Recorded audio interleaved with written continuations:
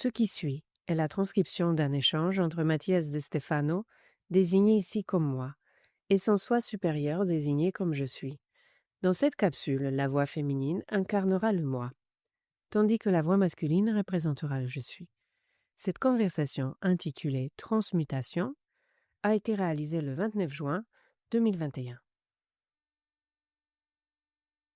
En parlant du fait que société signifie qualité de suivre, le mot cohérent vient à l'esprit. Quelque chose qui définit celui qui agit avec cohérence. Celui qui accomplit ses actions selon une séquence cohérente associée à un suivi social. Joli jeu de mots. Merci. Alors, pourrait-on dire que les sociétés d'aujourd'hui ne sont pas cohérentes? Être cohérent dans ses actes, c'est maintenir une linéarité entre les pensées et l'action. Une personne cohérente concrétise dans la réalité ce qu'elle prône depuis le début. Si, au cours de ta vie, ce que tu dis change radicalement au gré des vents du moment, alors tu ne seras pas cohérent, car tu ne suis pas tes objectifs. Mais il y a quelque chose que je ne comprends pas. L'une des choses que nous avons dites, c'est qu'il faut s'adapter, changer en fonction de l'époque, se permettre d'évoluer en fonction de l'environnement, ce qui est une clé de l'évolution. Alors pourquoi me dis-tu maintenant qu'il faut être cohérent au fil du temps et ne pas changer au gré des vents? Vous, les humains, vous prenez trop de plaisir à vous enfermer dans des déterminismes polaires, n'est-ce pas? Comment ça? Que vous êtes bipolaire par nature et que cela semble vous faire plaisir d'osciller entre les extrêmes. L'univers est relativiste, il n'est pas déterministe. Il n'y aura jamais de vérité absolue. J'en reviens à ce que j'ai dit. La conscience n'est pas la morale. La morale est déterministe. Elle énonce une chose et l'applique de telle manière sans tenir compte du contexte. Tandis que la conscience utilise les outils du contexte pour atteindre son but. Donnons des exemples concrets de cela. Oui, s'il te plaît. Imagine que tu vis en Argentine et que tu dois te rendre au Caire. Eh bien, ça ne demande pas beaucoup d'imagination, c'est presque réel. En réalité, tu vis au Caire et tu te rendrais en Argentine. C'est vrai. Dans tous les cas, imagine que pour te déplacer d'un endroit à un autre, tu considères que le moyen le plus à portée de main dont tu disposes pour aller d'un lieu à un autre est un bateau. Alors ta morale prendra la forme d'un bateau. Et tu diras, je n'arriverai à destination qu'en bateau. Il n'y a pas d'autre moyen. Tu rejettes la possibilité d'autres moyens de transport, que ce soit la voiture, l'avion, la marche, ou la solution la plus logique, emprunter tous les moyens de transport. Mais ta morale te l'interdit, car elle a elle-même la forme d'un bateau. Or, tu as le vent de face, et tu ne peux pas avancer. Ou bien, il y a des courants contraires, et le bateau est entraîné dans la direction opposée. Le contexte t'empêche d'utiliser ta morale. Il ne te reste donc qu'une seule option. Discerner. C'est cela, discerner parmi les meilleures façons de faire. Cela s'appelle rassembler diverses options pour discerner entre elles, ce que tu appelles la conscience. La conscience te permet de décider si tu veux quitter le bateau et monter dans un avion ou te rendre en voiture ou à vélo jusqu'à un port plus propice sur l'Atlantique. La conscience peut aussi te dire, si tu souhaites rester sur le bateau, apprends au moins à tirer parti des courants du moment, des vents favorables, car aller à l'encontre de toutes ces forces ne te permettra pas d'avancer.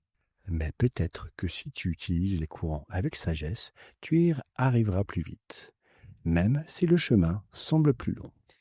Bien sûr, je comprends. Le moyen de transport, la méthode que tu utilises, c'est ta ligne de conduite. Mais les contextes peuvent changer. Il peut y avoir des escales imprévues. Le temps peut changer. Les courants peuvent se modifier. Les passagers et les compagnons de voyage peuvent être différents. Et si tu restes figé dans ta ligne de conduite, tu ne pourras jamais t'adapter au changement. Cela dit, il y a quelque chose qui n'a pas changé. Quoi? Le but, l'idée, l'essence même de la raison pour laquelle tu es parti au départ. Quand on en parle de changement, de mutation, d'adaptation à l'innovation, à l'interaction avec des visions différentes, on ne parle pas de perdre son cap intérieur, de perdre son essence. Il existe des centaines d'espèces de chats, ainsi que des tigres, des lions, des guépards, et bien d'autres encore. Mais tous restent des félins. L'essence, c'est le félin, même si les voyages les ont transformés. L'adaptation à l'environnement est fondamentale, ce qui ne signifie pas pour autant se perdre soi-même. La destination originelle se trouve à l'intérieur, et c'est en se trouvant soi-même que l'on parvient à ne pas se perdre parmi les milliers de formes changeantes de l'environnement.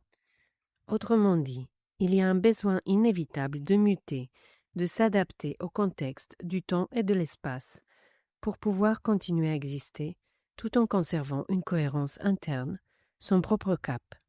Comme lors de ce voyage où 1000 choses peuvent se produire au cours de route qui t'obligeront à t'adapter.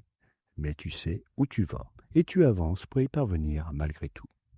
Comme cela m'est arrivé dans tous les domaines de la vie, et plus encore avec le parcours Yosoi, où le contenu reste le même, mais où les formes ont muté à 100%. Le processus complet qui consiste à avancer vers une destination tout en s'autorisant à s'adapter au cours de route, c'est ce que nous appelons transmuter. J'ai beaucoup entendu parler de ce concept, notamment en thérapie, lorsqu'on nous parle de transmuter des liens, des émotions, des pensées, des croyances. Comment transmute-t-on quelque chose? Le mot trans signifie de l'autre côté, passer ailleurs.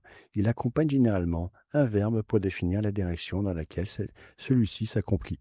Transformer, transmettre, transcrire, transcender, bouleverser, transfusion, transgresser et bien sûr, transmuter. C'est-à-dire se modifier au-delà, vers autre chose plus loin. Ce concept fait référence au fait qu'une mutation vous amène à un autre niveau, dans un autre lieu différent de celui où vous vous trouviez auparavant. Donc, je peux muter tout en restant au même endroit ou bien transmuter, ce qui reviendrait à changer d'environnement. En résumé, c'est une explication simple de ce que signifient ces deux concepts. Par exemple, une personne qui se considère comme faible, craintive, inférieure aux autres, dépourvue de pouvoir et ayant tendance à la dépression, peut choisir psychologiquement de muter pour retrouver ses attributs sous une forme différente. Par exemple, en changeant de vêtements, en modifiant les couleurs qu'elle porte, en commençant à utiliser des couleurs plus vives, voire en se teignant les cheveux en rouge, fuchsia ou rose, des couleurs qui apportent assurance, force et pouvoir. Mais cette transformation s'apparente presque au camouflage d'un insecte, d'un oiseau ou d'une proie facile qui se peint de couleurs vives pour feindre l'être ce qu'il n'est pas, se transformant uniquement pour se défendre dans l'environnement où il vit, bien que sa nature reste la même, celle de la faiblesse et de la victimisation. Comment cette personne pourrait-elle se transformer? Tout d'abord, il faut remonter à la racine, à la cause de sa faiblesse, peut-être projetée sur l'un de ses parents, ou sur quelqu'un qui a abusé d'elle au sein de sa famille ou à l'école, que ce soit verbalement, physiquement, psychologiquement ou émotionnellement. Elle doit reconnaître la racine de cet état émotionnel et prendre conscience que ce contexte est différent. Elle reconnaît qui sont les cibles de ses projections, identifie les espaces dans lesquels elle se sent soumise. Et à partir de là, elle se demande quels nouveaux espaces elle aurait besoin d'explorer, quels liens elle doit transformer. Ainsi, elle prend les rênes et au lieu de se fondre dans le même environnement, elle décide d'en sortir, tout en honorant son histoire. Elle décide de changer d'environnement, de s'en éloigner, de changer ses liens tout en reconnaissant les anciens. Physiquement, elle se positionne dans un nouvel endroit, observant sa vie d'un point de vue transcendant et par conséquent, elle s'est transmutée. Ce n'est pas un camouflage, c'est un nouvel être, une version améliorée, consciente de ce qui s'est passé et de la raison pour laquelle les choses sont ainsi. Elle change de morale, décide de s'adapter à de nouveaux courants, non pas en niant les anciens, mais en les considérant comme un apprentissage. Donc, se transformer n'est pas si facile, car cela exige de sortir de l'endroit où l'on se trouve, de se diriger vers des lieux que l'on n'a jamais visités auparavant, et d'entrer en relation avec des personnes que l'on n'avait jamais prises en compte auparavant. En apprenant de nouveaux outils, de nouveaux arts de vivre. Je me suis transformée, j'en suis sûre. Je me reconnais très différente de ce que j'étais avant, et j'ai changé de nombreux environnements, de nombreuses relations, de toutes sortes. J'ai appris et j'ai continué d'avancer. Je n'ai jamais reculé. Je me reconnais comme un transmutateur. Ta mission est également d'être un transmutateur planétaire, et c'est pourquoi ta présence bouleverse la vie des autres, leur infligeant des secousses intenses en peu de temps pour modifier leur vie. Parfois je me suis rendu compte que cela avait été douloureux pour beaucoup. La transmutation fait mal quand on s'accroche à une morale, à un lieu et à une façon de faire et de voir les choses. Il y a des gens habitués à la transmutation, mais la plupart ne peuvent pas faire face à de véritables changements. Une fois, on m'a reproché de provoquer des divorces. On disait que ce que je faisais, c'était briser des familles. Ou de remettre en place des pièces qui étaient déjà brisées. Oui, en fait, je ne faisais rien.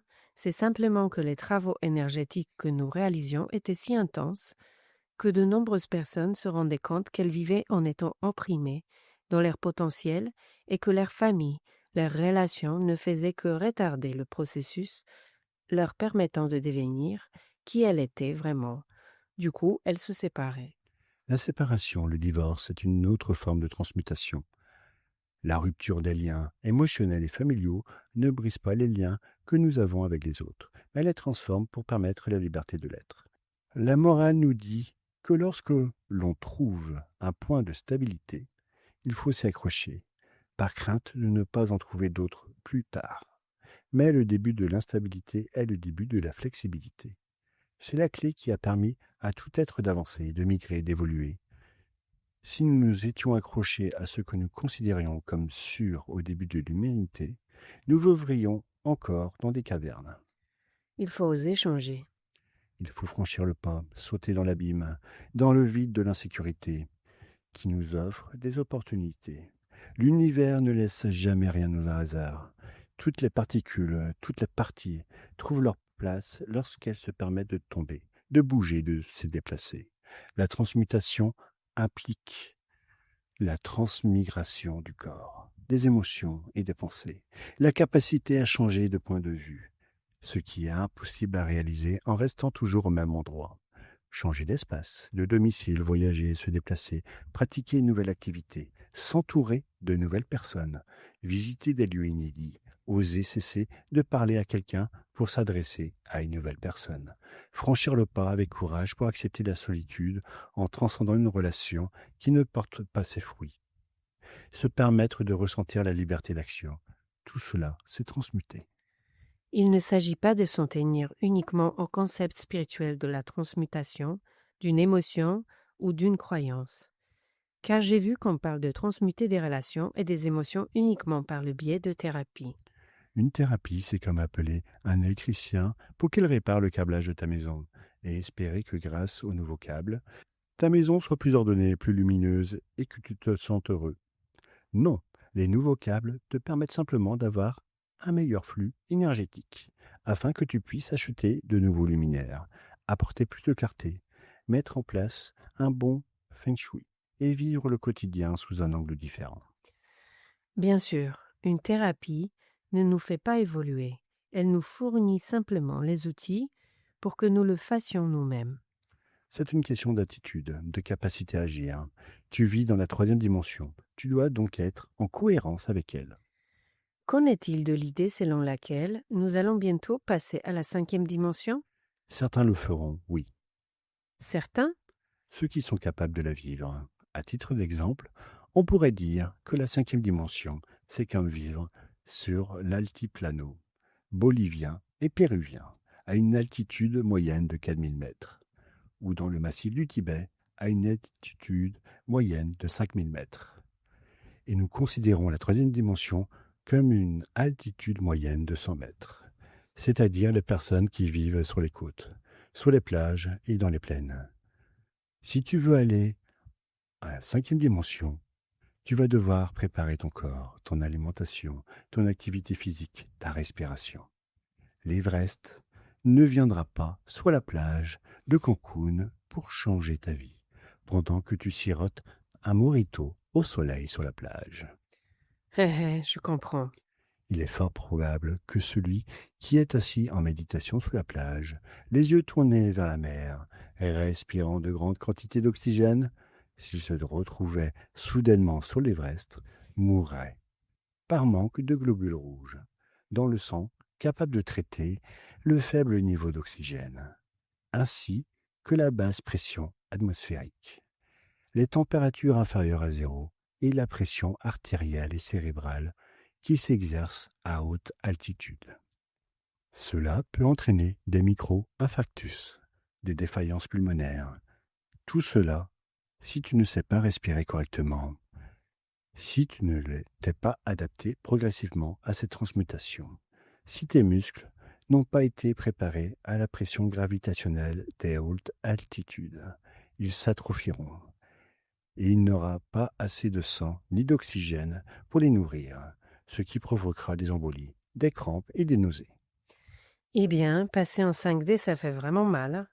Ça fait mal si tu as passé toute ta vie à la plage à te gratter le nombril en méditant sur le sans savoir ce que signifie en priant pour que quelqu'un, un extraterrestre ou un maître ascensionné, te transporte l'Everest dans les Caraïbes.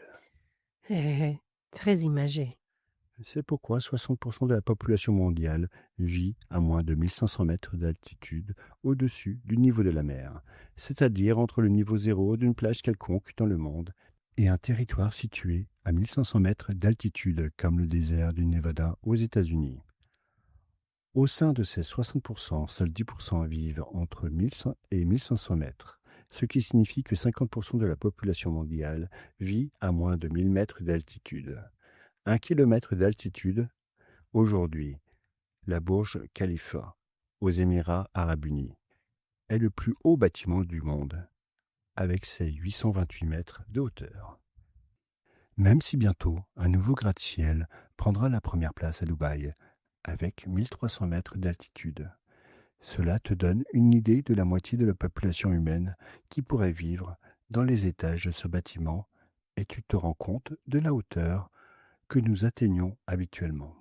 Les 40% restants se répartissent entre 1500 et 3000 mètres d'altitude, dont 22% vivent entre le Pérou et la Bolivie, 17% en Afrique et 0,3% en Asie. Il ne reste donc qu'une poignée de quelques milliers de personnes vivant au-dessus de 4000 mètres d'altitude. C'est un bon exemple pour comprendre pourquoi seuls quelques-uns perçoivent la 5D. Et que la transmutation ne se fait pas de la cinquième dimension vers la troisième dimension, mais de la troisième dimension vers la cinquième dimension. En d'autres termes, si tu veux vivre la cinquième dimension, tu dois gravir la montagne et non attendre que la montagne vienne à toi. Si la montagne ne va pas à Mahomet, c'est Mahomet qui ira à la montagne, n'est-ce pas? Même si parfois je l'ai entendu à l'envers. Et dit à l'envers, c'est simplement un jeu de mots qui n'a aucun sens. Francis Bacon, vers 1597, a écrit dans son ouvrage « Essai sur la morale et la politique » cette phrase qui est devenue célèbre. Elle vise à refléter la volonté de prendre soi-même l'initiative pour atteindre les objectifs que nous poursuivons dans la vie. La montagne ne viendra pas à nous, c'est-à-dire que les choses n'arriveront pas dans notre jardin, même si nous les demandons avec force. Il faut bouger, agir, faire preuve d'ingéniosité, aller chercher la montagne, aller plus loin. C'est là que réside véritablement la gloire du prophète, de celui qui porte le message, de celui qui cherche la vérité. Comme on me l'a dit un jour, transformer l'espoir en responsabilité. Cesser d'attendre que la 5D et la nouveauté viennent dans nos vies et partir à sa recherche.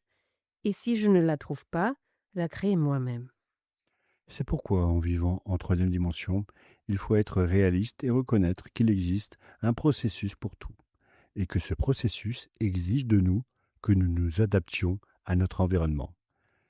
S'ouvrir au changement de lieu, sortir de sa zone de confort, affronter ce qui nous dérange, transformer nos relations, sauter dans le vide, apprendre de nouvelles choses, nouer des liens avec des personnes nouvelles et différentes, se nourrir d'expériences inattendues, voir dans chaque crise une opportunité. La transmutation, ce n'est clairement pas une simple idée. C'est une attitude, l'attitude d'être soi-même en s'autorisant à être le tout. C'est ainsi que j'honore le mois des Gémeaux, qui m'a appris à transmuter ce que je suis, en tirant les leçons de ce que je peux être, en étant curieux de découvrir le monde, en me comprenant de manière cohérente dans la dualité, en élargissant mes relations et mes amitiés pour me nourrir de l'existence. Tout ce qui existe se manifeste à travers toi. Je suis le fruit de l'Éternel. La transmutation du profane et du divin.